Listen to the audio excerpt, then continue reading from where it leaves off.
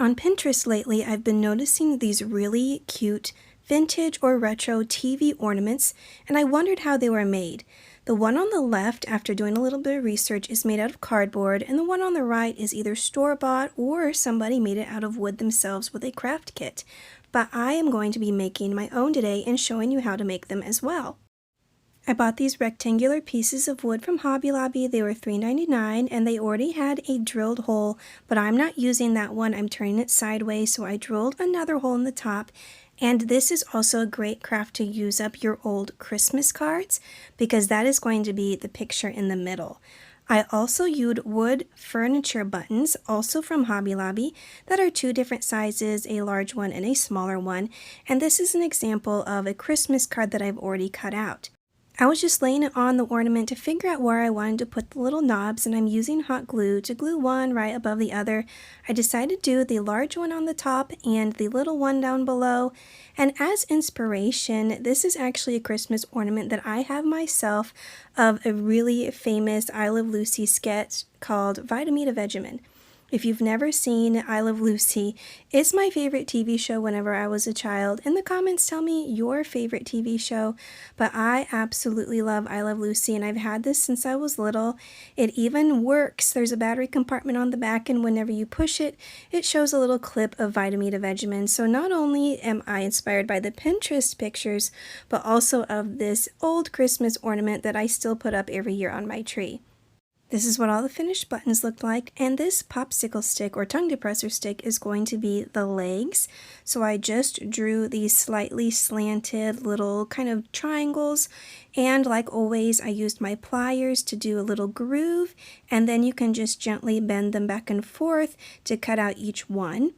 And some of them, just so you know, if you do try to do this, after I've cut them all out, some of them were a little bit thin, a little bit brittle, so you just have to watch and be careful because you might have to make a few extras because you don't want the legs snapping off.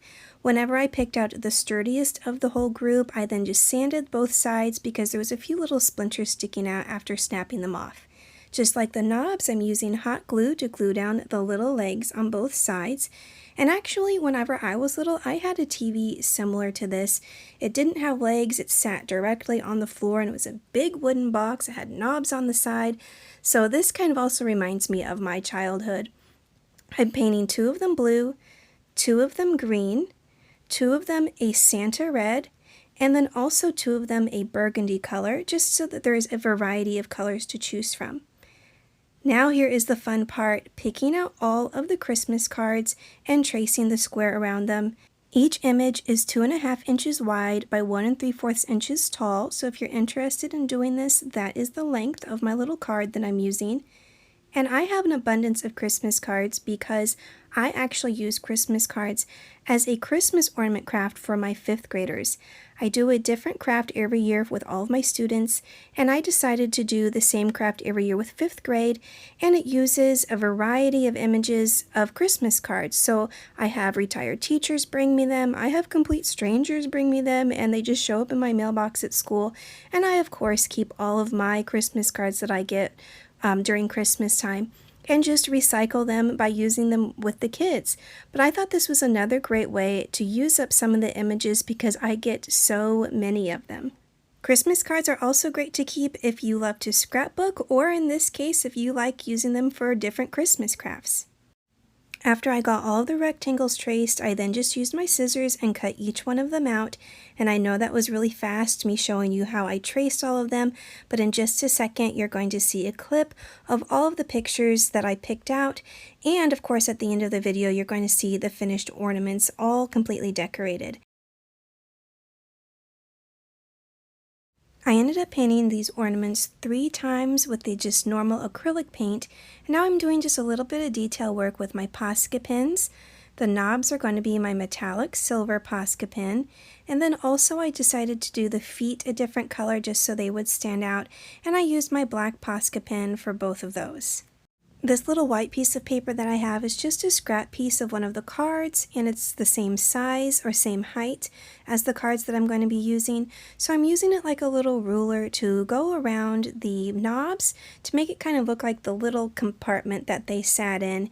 And I'm also going to be drawing some little lines along the bottom to represent the speaker where all the sound would be coming out. To glue down all my pictures, I'm going to be using Mod Podge. This is my go-to glue whenever I need to glue down any kind of paper. You could also possibly use, instead of Christmas cards, you could use scrapbook paper. Those also have really cute images on them if you don't have access to a bunch of random Christmas cards.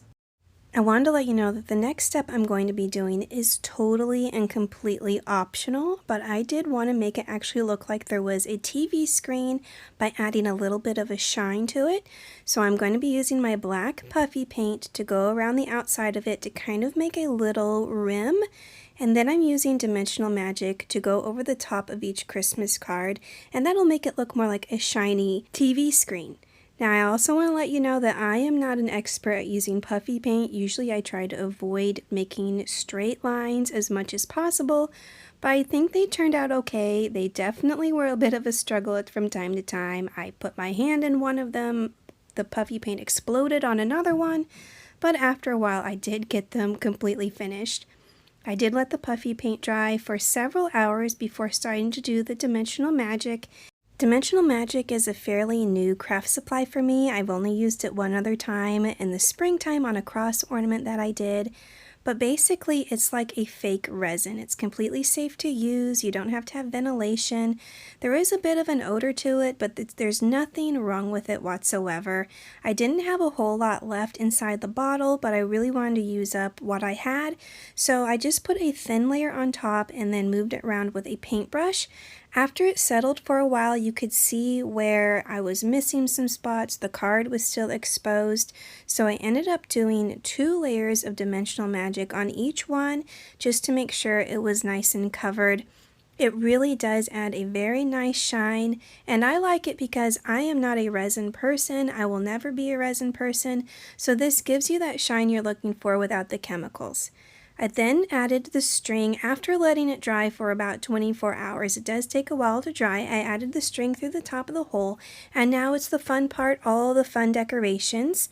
So I already pre-cut some Christmas greenery to go along the top of the television, and I picked out some different decorations for each one depending on the colors of the TV.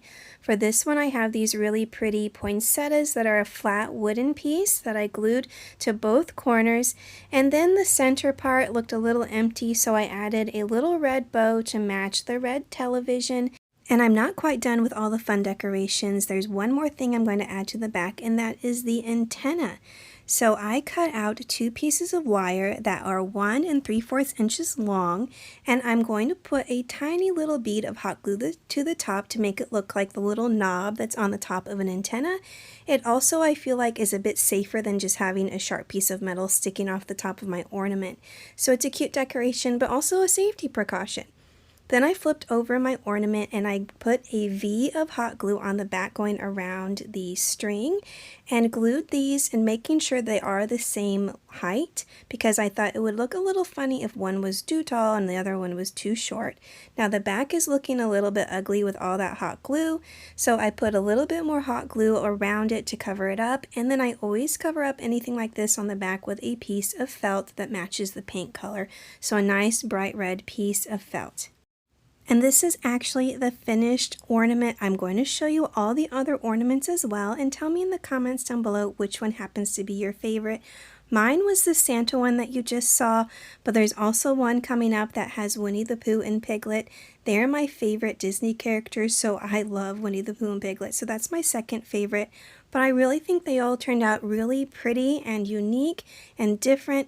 The hardest part of the whole project was definitely the black puffy paint, but if you're patient, it ended up working out just fine, and I do like the shiny TV screen. I think that that kind of made it really truly look more like a TV screen, along with the antenna. I thought the antenna was a cute idea as well. I also like that I painted the TVs different colors. Now, are there actually red TVs and green TVs out there? Probably, maybe. But of course, being a Christmas ornament, you can be a little bit more creative with your color choices. So I like the variety of colors that I did, and they matched the cards really well. This craft has been a craft on my list of things to do for some time now, so I'm really glad I was finally able to make this one. If you enjoyed this video, don't forget to like, comment, and subscribe. Thanks so much for watching, and I'll see you in the next one.